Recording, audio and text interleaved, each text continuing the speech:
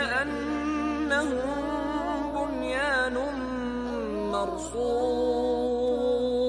جو لوگ اللہ کی راہ میں ایسے طور پر صف باندھ کر لڑتے ہیں کہ گویا سیسا پلائی ہوئی دیوار ہیں، وہ بے شک اللہ کی محبوب ہے۔